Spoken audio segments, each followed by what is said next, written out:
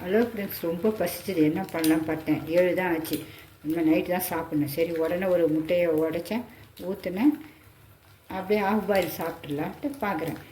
எத்தனை பேர் இப்படி ஆஃப் பாயில் சாப்பிட்ருக்கீங்க? அந்த மஞ்சக்கரு உரையாமல் வாயில் போட்டு சாப்பிடணும். எவ்வளோ சூப்பராக இருக்குன்னு தெரியுமா? இப்போ பொரிச்சு காட்டுறோம் பாருங்கள். இது இன்னொரு பேர் கண்ணாடி முட்டைன்னு சொல்லலாம். ரொம்ப சூப்பராக இருக்கும்.